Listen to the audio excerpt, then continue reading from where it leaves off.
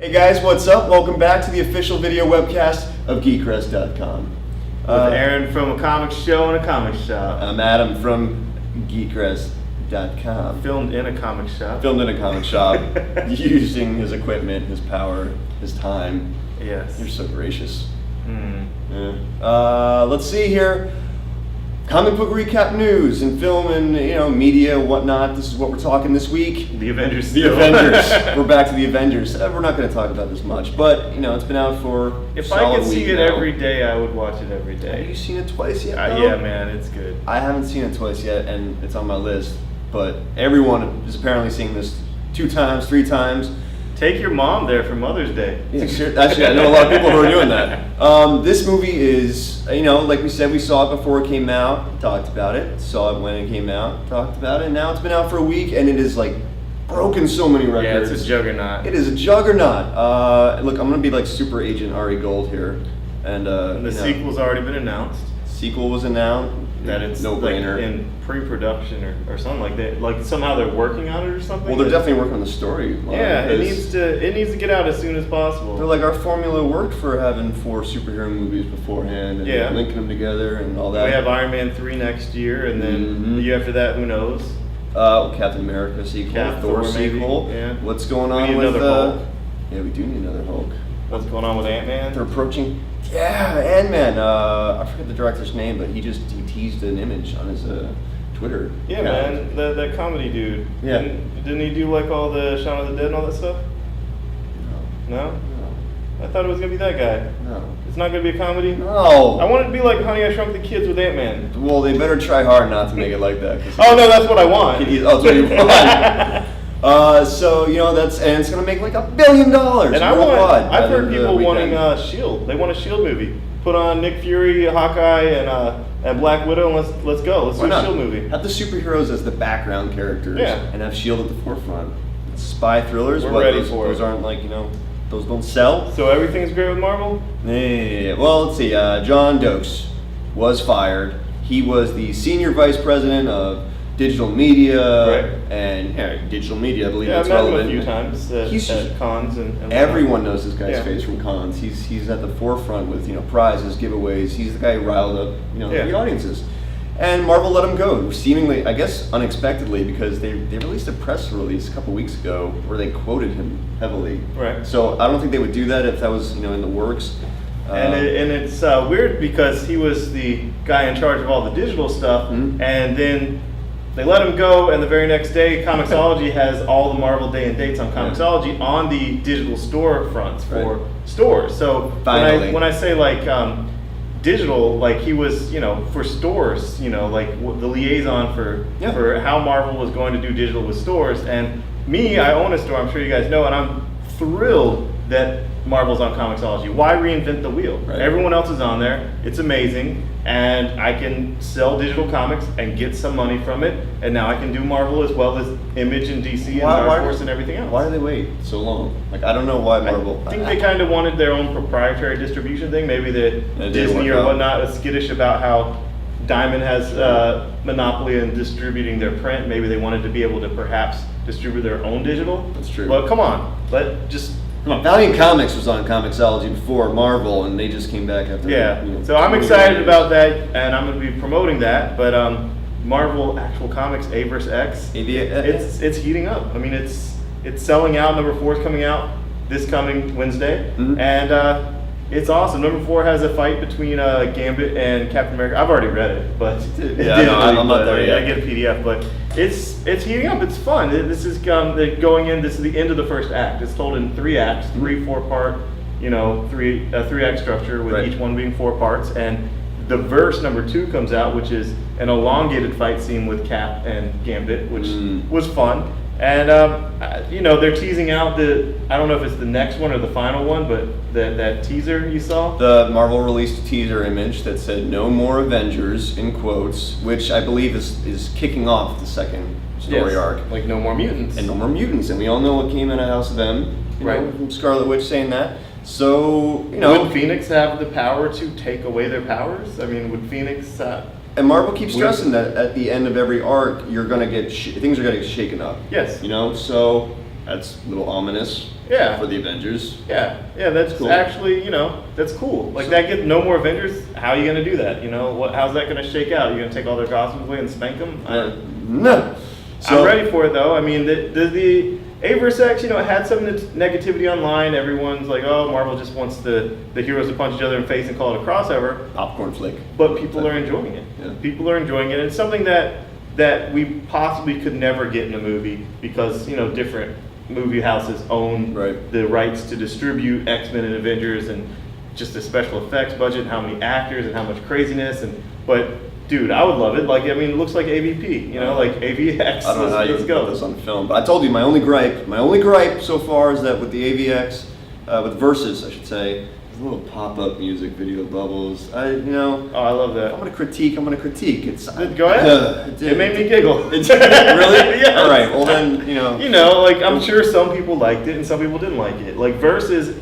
The book Verse is the only companion miniseries, which is cool. They don't have a bunch of different miniseries tie-ins, and it's just extended fight scenes from what you see in there. And we had Iron Man in the first Magneto. issue, and this might be something they do the whole time, but in the first issue, during the fight scenes, they had little fun fat pop-up The things. more you know. Much like pop-up video, or much like when you're watching those dating shows where it's like little pop-up things. It's a fun fact. And this tower weighs so many tons. Comedy. It was comedy. It was. It was a comedic device. Every panel almost. Yeah. I mean, I enjoyed it. Other people did not. And if you didn't enjoy it, oh well. So. And cool. Let's see what else. And also Avengers, Marvel. They're branching across everything. What'd I say? The Avengers video game is coming out. Marvel's The Avengers Battle for Earth. Right. And everyone wants like the movie. Why would they not have a video game, coinciding with the movie? However, this is not based on the movie. No. Ubisoft is developing it. It's going to come out in the fall. It's based on Secret Invasion storyline. Oh, wow. So that's cool. That's I can't fun. wait for Scrolls are cool. Ubisoft to come out with their Deadpool game because I know that's coming. That would be amazing. I don't know if it's been announced or not, but I know it's coming, and I can't wait. Like maybe at the end of this game, Deadpool has the same type of thing he does in the actual Secret Invasion where he screws everything up and then it spins him off into his own game. Right. But they should do spin-off games the same way they do spin-off series with video games. That would get me more excited. But I can't wait for the Deadpool video game. And the only person I would accept writing it is Daniel Way. Daniel Way, yeah. So let's go for it. Big surprise. And that's going to be, E3 is next month. Hopefully they'll tease a little bit more about that. Hopefully we get in as Bleeding Cool. We'll see. Knock on, our credentials. Whoever would you can. Yeah. And I want to just tell them I don't even play video games. I just want to go to E3. And what's cool also is that the Kinect, it's coming out for Wii U and Xbox 360, and they're gonna have the Kinect involved. So you're Hulk and you're throwing things. Yeah, I can do that. People want. That's suck, cool. but I'm not a play gamer per se. That's cool. I'd buy it for $1. All right, let's move on to more comic news. Jeff Lemire. Yes, I love that guy. Jeff Lemire made a little bit of a bittersweet announcement. Bittersweet. You get the. I just did that. Sweet Tooth. He announced that Sweet Tooth is going to be ending.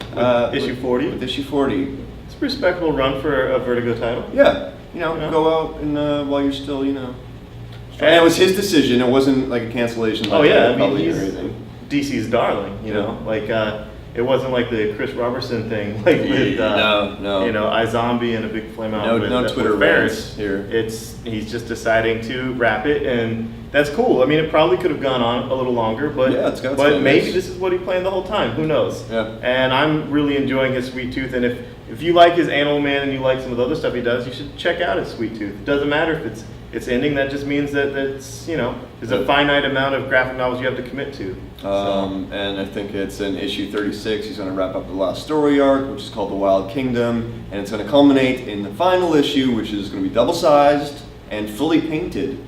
So impressive. And I love his Animal Man. And I'm excited about him doing Justice League Dark and tying it into Animal Man. And he still has that rumored Robin's book.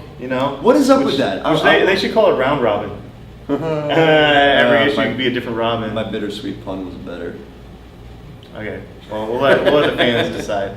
But I want that to be real. I want him to be doing a Robin's book, and I want it to be announced at San Diego Comic-Con. If not, Heroes Con. Let's get this going. I forgot even who teased it initially. Bleeding Cool. No official comments or anything. Yeah. And I asked him about it. He said nothing.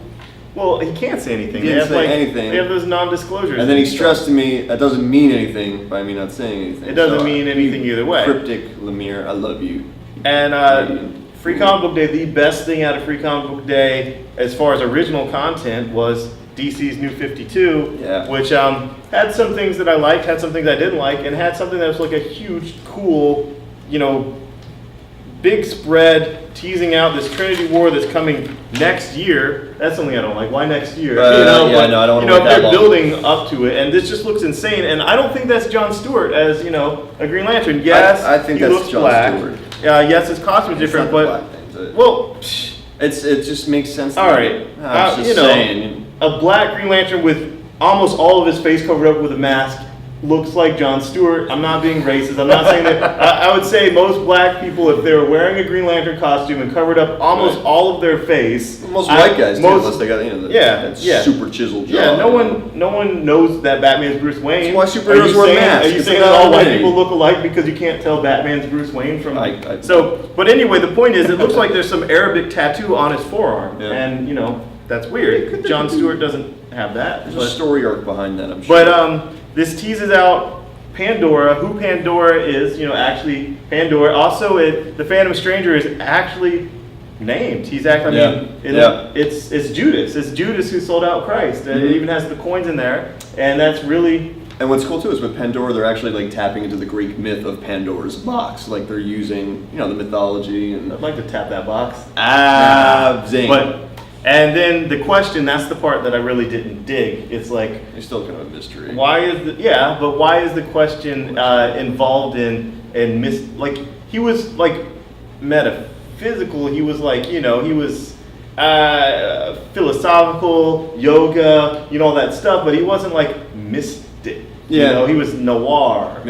So to tap him into that, I'm skeptic. But the question's an internal skeptic. So maybe making question fans skeptic, maybe Jeff Johns will pull it around. Yeah, they'll flesh that out. It was just a little weird to me that he was involved in the magic stuff and the Shazam stuff and one of the original Sinners. And if so, what mythology is he tied to? I like the original Sinner thing. I like the Trinity of Sin they got there. And it's two men and one woman. It's kind of like, Superman, Batman, and Wonder Woman, their Trinity. Yes. I like that it's Judas. That's cool. And the Shazam, there's a Shazam vibe and everything, and it makes me feel. And a lot of people are saying that he may play a much bigger part in the DC universe, in the new DC universe, than he ever did before. Bring it, Captain Marvel. That's Black Adam. I mean, it's just, and I don't know. I'm excited about that. I'm excited about Element Woman instead of Metamorpho, and I love Metamorpho, but. Cool. Element Woman, let's go. Yeah. I loved her in that one Sandman one shot where she killed herself. Spoiler. Spoiler. Anyway, that's just another great week in comic news. A lot of cool stuff. Go watch the Avengers again with your mom. Yeah, 2 times, 3 times. Mother's Day gift. Your mom will like it. Yeah. She'll cry. She'll cry. Yeah. Yeah. There's some. Yeah, we're not going to talk spoilers yet. But all right, that's it. Thanks for tuning in, Aaron, Adam. Follow us on Facebook, Twitter at your. And keep an eye out for our Nerdy Comics Show podcast coming on the 17th. That was fun. We interviewed Mark Waid. Mark Waid was awesome. Fun dude. It was cool. I enjoyed it. Didn't let us talk. Didn't need to. Nah. Why ask him questions if he's answering all the questions we had in a monologue? Yep. Yeah. No, he was pro. He was monologuing just like a regular supervillain. Just monologuing about how he's going to destroy all brick and mortar comic shops. Yeah. It was awesome. With napalm bombs. Yeah. So check that out, Nerdy Show, later this month. Thanks for tuning in. See you next week. Bye-bye.